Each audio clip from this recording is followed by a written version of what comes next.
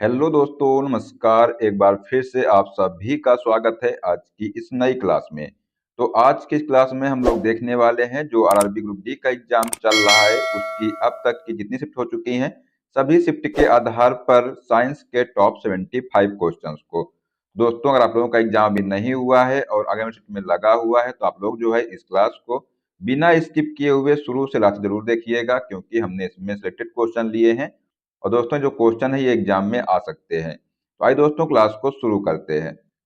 पहला क्वेश्चन पूछा गया है कि वायुमंडल में उपस्थित ओजोन परत अवशोषित करती है। बताइए क्या होगा इसका आंसर। अगर दोस्तों आपको किसी भी क्वेश्चन का आंसर आता हो तो उसको जो है कमेंट बॉक्स में बताया करिए, जिससे कि आपको क्वेश्चन अच्छे से तैयार हो जाएगा।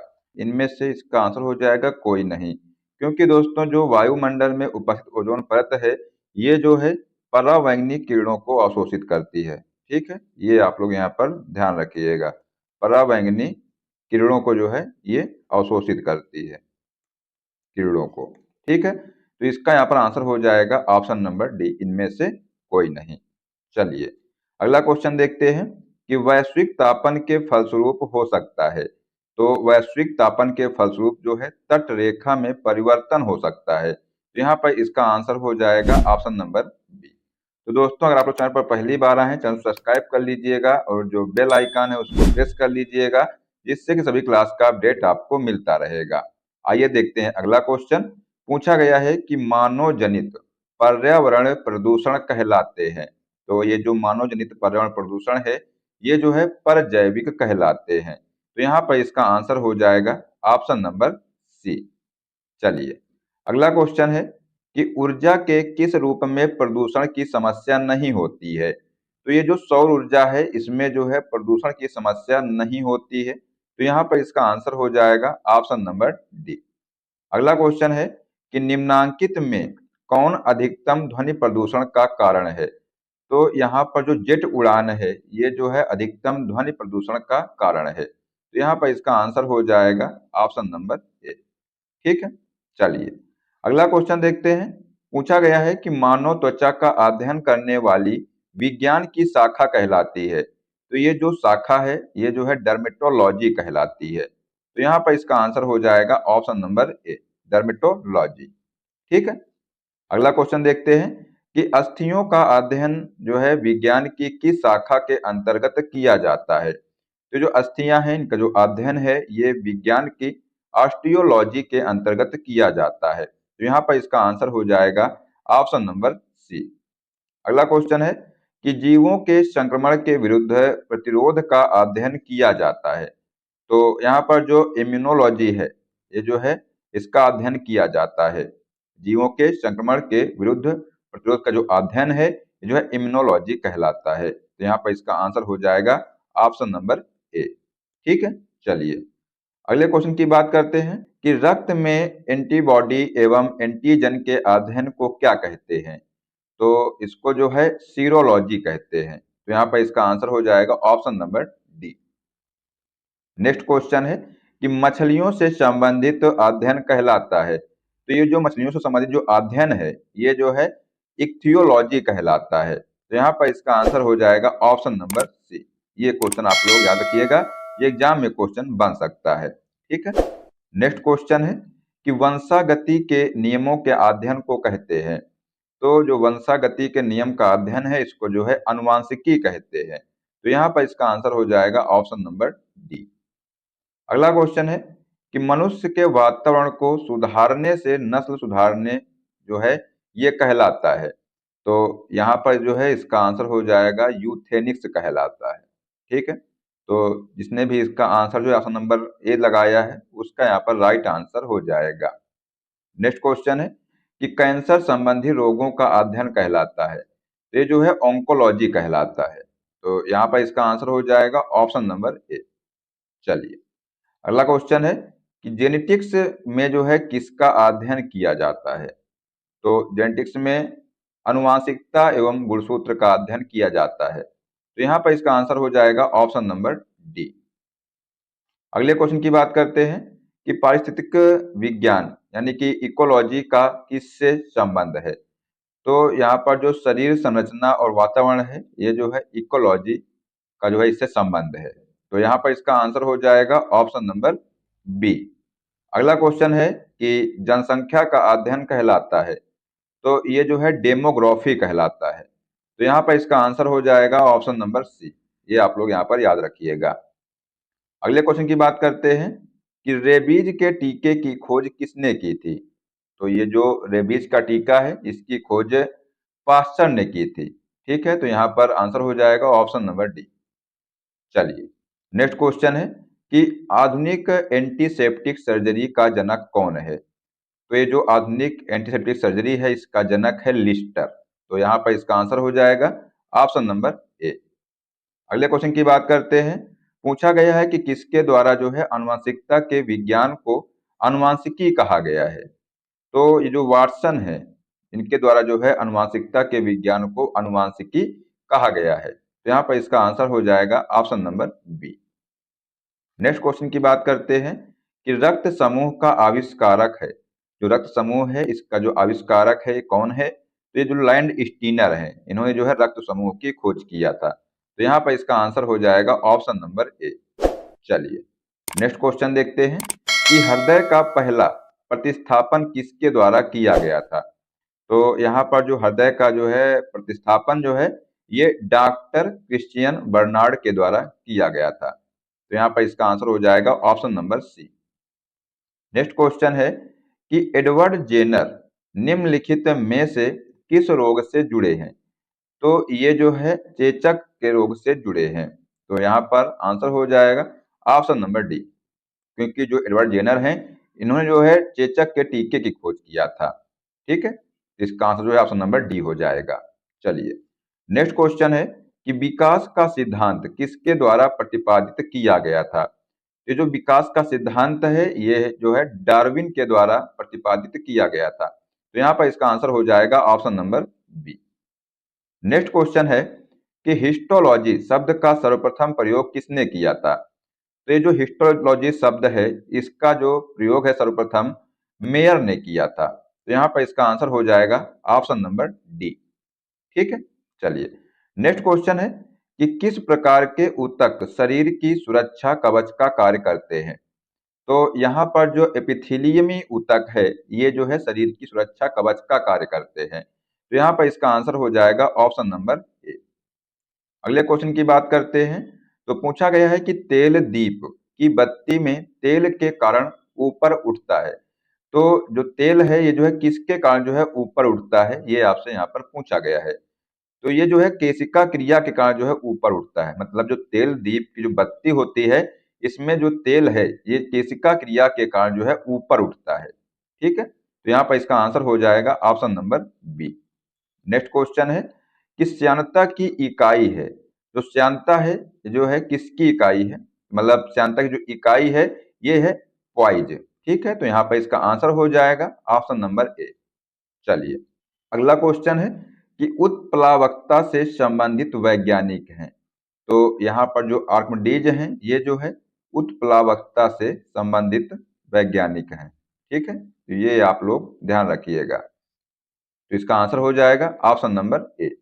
ठीक है, चलिए, नेक्स्ट क्वेश्चन देखते हैं कि महान वैज्ञानिक आर्किमिडीज संबंधित थे। तो ये जो आर्किमिडीज हैं ये जो है ग्रीस से संबंधित थे। मतलब ये जो है ग्रीस के वैज्ञानिक थे। तो यहाँ पर इसका आंसर हो जाएगा ऑप्शन नंबर डी।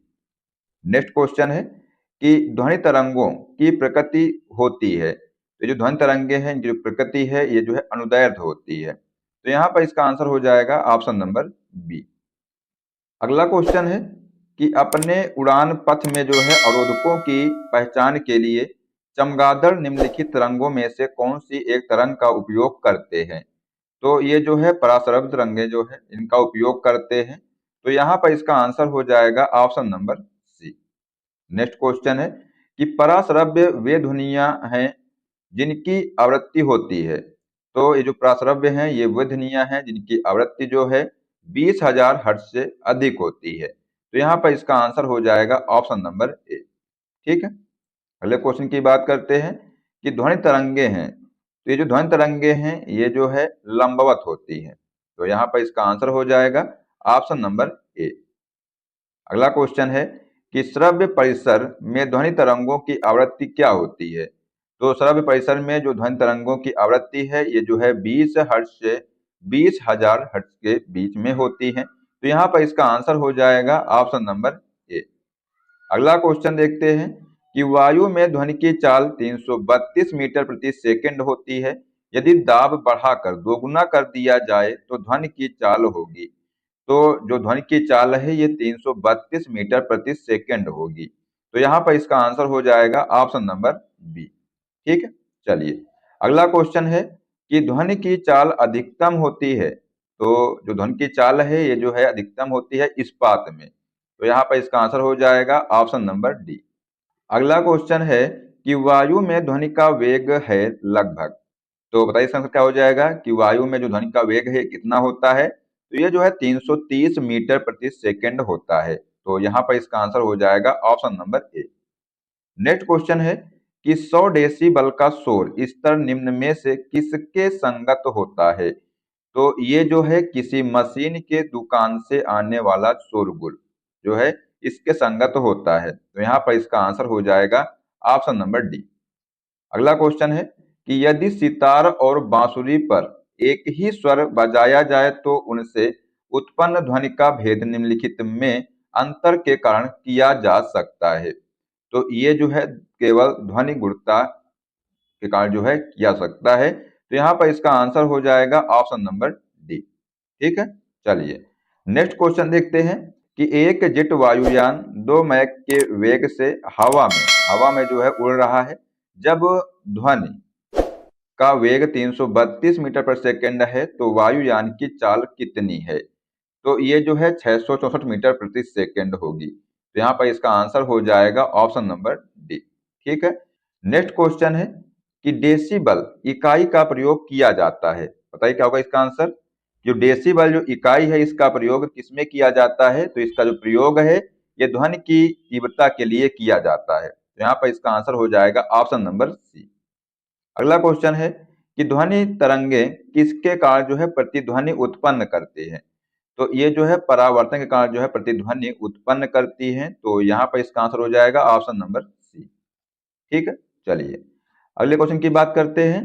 तो पूछा गया है कि सोनार अधिकांशतः प्रयोग में लाया जाता है। तो जो सोनार है ये जो अधिकांशतः है जो है नौ संचालकों द्वारा जो है प्रयोग में लाया जाता है। तो यहाँ पर इसका आंसर हो जाएगा ऑप्शन नंबर डी। अगला क्वेश्चन है कि किसी ध्वनि स्रोत की आवृत्ति में होने वाले उतार चढ़ाव को कहते हैं। तो इसको जो है डॉपलर प्रभाव कहते हैं। तो यहाँ पर इसका आंसर हो जाएगा ऑप्शन नंबर बी। ठीक है, चलिए नेक्स्ट क्वेश्चन की बात करते हैं। पूछा गया है कि पास आती हुई जो रेलगाड़ी है क्या है। तो पास आती हुई रेलगाड़ी की सीटी की आवृत्ति या तीक्ष्णता बढ़ती जाती है, ऐसा किस प्रघटना के कारण होता है। तो ऐसा जो है डॉपलर प्रभाव के कारण होता है। तो यहाँ पर इसका आंसर हो जाएगा ऑप्शन नंबर बी।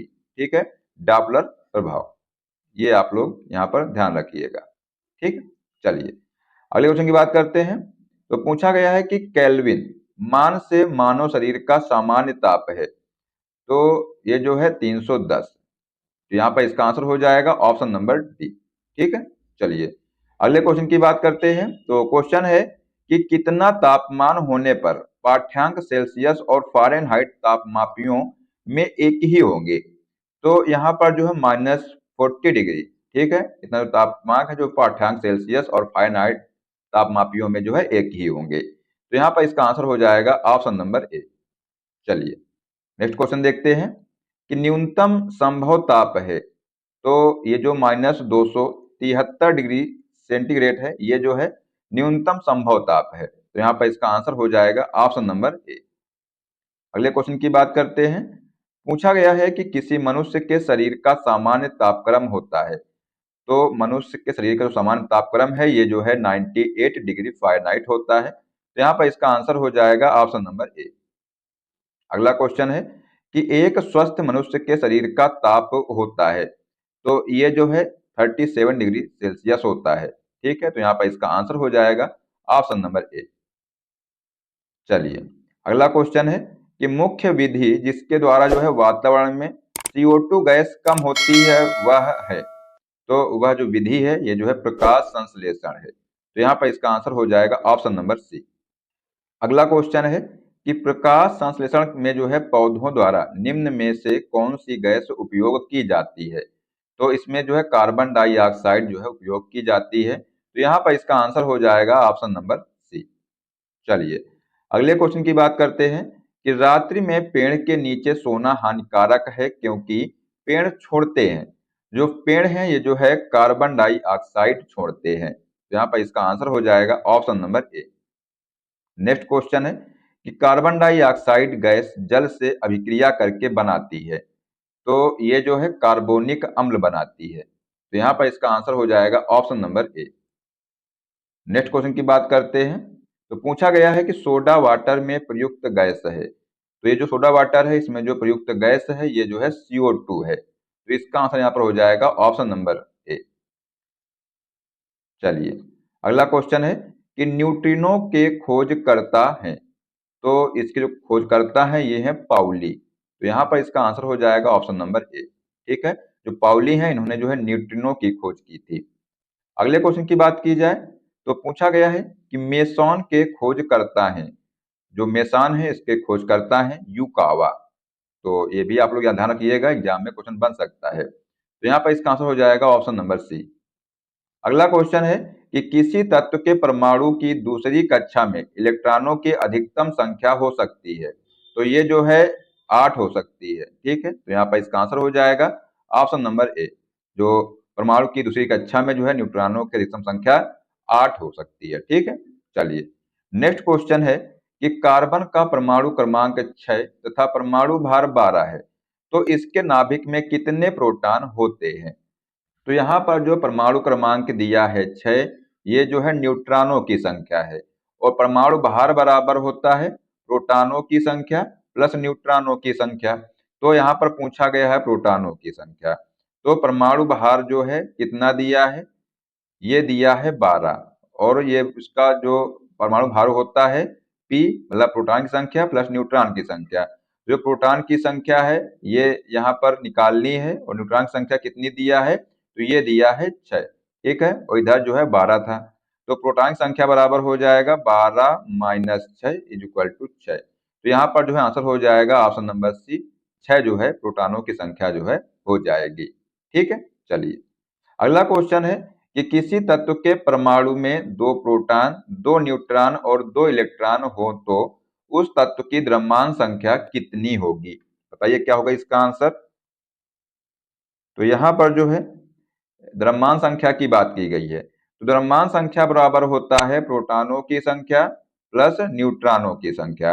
तो प्रोटॉन की संख्या कितनी दी है, 2 दी है और न्यूट्रॉन की संख्या कितनी दिया है, तो ये दिया है 2। ठीक है, तो ये जो है यहाँ पर 4 जो है ये द्रव्यमान संख्या निकल कर आ जाएगी। तो यहाँ पर इसका आंसर हो जाएगा ऑप्शन नंबर बी। ठीक है, अगला क्वेश्चन है कि रेडियो कार्बन डेटिंग में किसका निर्धारण होता है। तो ये जो है इसके द्वारा जो है जीवाश्म की आयु का निर्धारण होता है। तो यहाँ पर इसका आंसर जो है ऑप्शन नंबर सी हो जाएगा।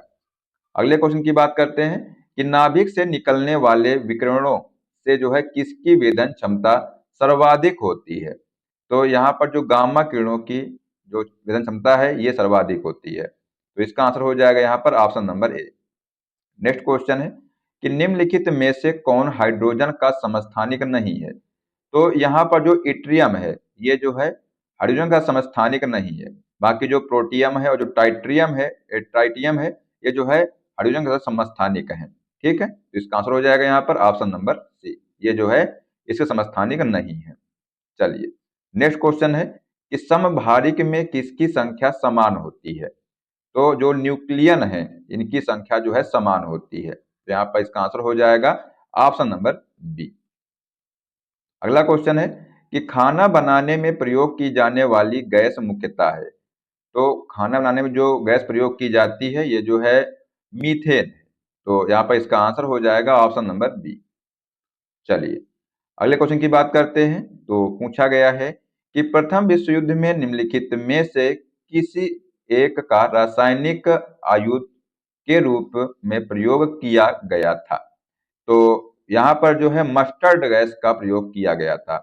इसका आंसर हो जाएगा यहाँ पर option number A, mustard gas. ठीक है, नेक्स्ट क्वेश्चन है कि जल में विलेय है तो यहाँ पर जो इथाइल अल्कोहल है ये जो है जल में विलेय है, तो यहाँ पर इसका आंसर हो जाएगा ऑप्शन नंबर ए।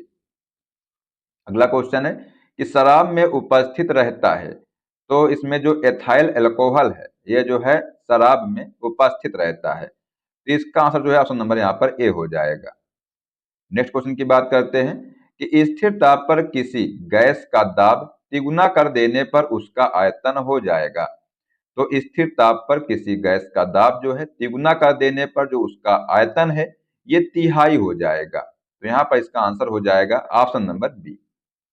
अगला क्वेश्चन है कि एक गैस का वाष्प घनत्व 14 है, तो उसका जो अणुभार होगा तो ये जो है 28 होगा, तो यहाँ पर इसका आंसर हो जाएगा ऑप्शन नंबर सी।